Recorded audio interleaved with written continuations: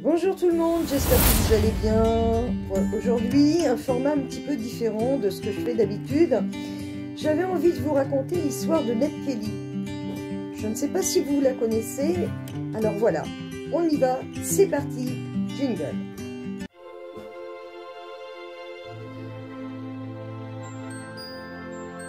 Edward Kelly, surnommé Ned Kelly, serait né en 1854 ou 1855 dans l'État de Victoria en Australie.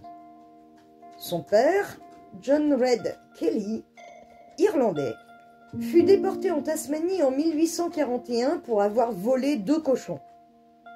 Libéré en 1848, Red Kelly s'installe à Beveridge, dans l'État de Victoria, pour travailler dans une ferme. Il se marie à l'âge de 30 ans avec la fille de son employeur, Helen Quinn, âgée alors de 18 ans en 1850. Ils auront 8 enfants: Mary, Annie, Ned, Maggie, Jim, Dan, Kate et Grace. Alors âgé de 10 ans, le jeune Ned Kelly sauve de la noyade le jeune Richard Shelton. La famille de ce dernier offrira à Ned une ceinture verte en récompense. Ned la portera sur lui en permanence. À cette époque, le vol de bétail et chevaux sont monnaie courante. Le père de Ned, Red Kelly, fut arrêté, innocenté du vol d'un veau, mais reconnu coupable d'avoir supprimé la marque sur la peau de l'animal et fut envoyé aux travaux forcés pour 6 mois. Cela affectera sa santé et il décédera après avoir purgé sa peine en décembre 1866, alors que Ned Kelly n'a alors que 11 ans et demi. Il devra alors quitter l'école à ce moment-là. La police, à l'époque, charge à 18 reprises, vous imaginez, la proche famille de Ned.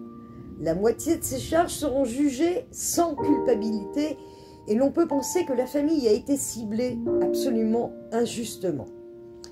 À l'âge de 14 ans, Ned Kelly fut incarcéré pour 10 jours pour vol et agression sur un travailleur, mais les charges contre lui sont abandonnées. Il est d'ores et déjà considéré comme un bushranger par la police locale.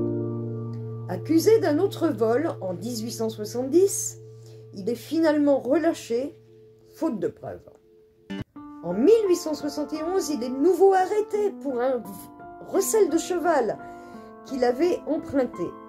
Ce cheval était a priori volé et il est condamné à 3 ans de prison à l'âge de 16 ans. Ses 2 frères, Jim, âgé de 12 ans, et Dan, 10 ans, furent arrêtés plusieurs fois pour vol de bétail et chevaux. En 1874, à sa sortie de prison, Ned Kelly vient travailler avec le nouveau mari de sa mère, George Key. En 1878, l'agent Alexander Fitzpatrick prétend avoir été attaqué et blessé au poignet par Ned, Dan et Helen Kelly, sa mère, ainsi que par Ricky Williamson et Bill Skillion, leurs associés. Fitzpatrick soutient qu'ils étaient tous armés, sauf Helen Kelly. Le clan Kelly rétorque que Fitzpatrick, ayant fait des avances à Helen Kelly, celle-ci lui aurait donné un coup de pelle à charbon sur le poignet gauche et quelque peu malmené par les autres. Dan et Ned Kelly, n'étant pas certains de convaincre la police pour toute cette histoire, se cachent et sont rejoints par Joe Byrne et Stephen Hart, 2 amis. Ils finissent par attaquer les 4 policiers qui les poursuivaient. 3 d'entre eux seront tués et le 4e réussit à sauver sa peau en s'enfuyant sur une jument blessée. Le Parlement de Victoria décide alors de considérer cette bande comme une bande de hors-la-loi. Cela revient à dire que toute personne peut les abattre.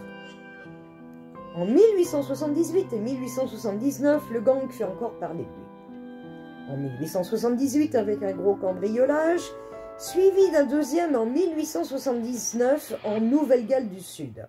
Le gang enferme 2 policiers dans la prison, enfile les uniformes de ces derniers et vont cambrioler une banque en faisant croire à la population qu'ils anticipaient un vol par la bande de Ned Kelly. Ils volent 2000 livres, détruisent les lignes télégraphiques et prennent 30 personnes en otage dans l'hôtel du village. Ned écrit ce soir-là une lettre pour se plaindre du gouverneur de l'État de Victoria par rapport à sa famille et la remet à un des otages avant de repartir pour l'État de Victoria. En 1879, les amis des Kelly sont arrêtés et enfermés sans motif en prison pendant 3 mois. Cela provoque évidemment un flot d'indignation par les médias de l'époque et l'opinion publique soutient les Kelly. Cela, bien sûr, ne facilite pas le travail de la police, car les Kelly sont protégés par la population. La raison en est la suivante. Kelly a incendié les documents de frais hypothécaires faits à la banque par les habitants. Une mise à prix est alors mise en place par les forces de l'ordre à hauteur de 8000 livres, soit environ 300 000 €. En 1880, le 27 juin, le gang Kelly arrive à Glenrowan. Ils prennent en otage 70 personnes à l'auberge. Ils ont décidé de faire dérailler un train dans cette ville, ce même train convoyant un détachement de police. Ils ont donc tordu les rails. Pour se protéger de représailles, le gang s'est confectionné des armures, laissant cependant les jambes découvertes. Les armures sont composées également de aumes, sorte de casques protégeant leur tête. Imaginez le poids, 44 kg par armure. Après les avoir revêtus, ils ont enfilé de longs manteaux gris par-dessus, leur arrivant jusqu'aux genoux. Au même moment, le maître d'école, qui était alors emprisonné, est libéré par ordre de Ned Kelly. Mais le maître d'école, ayant retrouvé sa liberté, part près des rails, agite une lanterne avec une écharpe rouge. Le train s'approchant et voyant cela, finalement ralentit. Et les policiers qui étaient à l'intérieur, une fois ayant eu les explications, assiègent l'auberge le matin du 28 juin 1880. Des coups de feu éclatent et Ned Kelly s'avance vers ses assaillants avec son fusil. Les autres membres du gang restent dans l'auberge.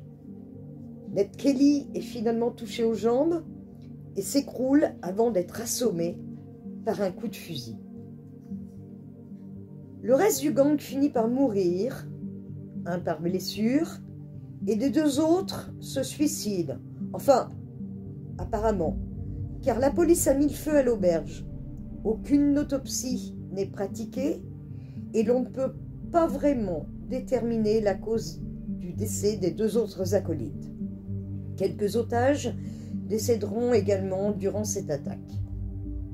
Ned Kelly est évidemment arrêté sur le champ. Malgré le soutien de l'opinion publique, lors d'une pétition qui a recueilli quand même 32 000 signatures, Ned fut condamné à mort. Il sera pendu le 11 novembre 1880 et selon la légende, ses derniers mots furent « Ainsi va la vie ». Le 9 mars 2008, les scientifiques australiens affirmèrent avoir découvert le lieu exact de son exécution à Melbourne. Et en 2011, les ossements de Ned Kelly furent identifiés après résultat de tests ADN sur les descendants de l'une de ses sœurs. Ned Kelly est une légende en Australie, car il incarne la résistance de l'opprimer sur les autorités. Il était un peu le Robin des Bois des temps modernes. Il reversait ses vols à ses amis et à membres de sa famille. Mais il n'en est pas moins le tueur de policiers. Bon, ben voilà les amis, j'espère que cette histoire vous aura plu. Et écoutez, n'hésitez pas de lâcher un petit pouce bleu, de vous abonner à ma chaîne. Et puis moi en attendant, je vous envoie de gros bisous. Et puis je vous dis à très bientôt pour de prochaines aventures. Ciao!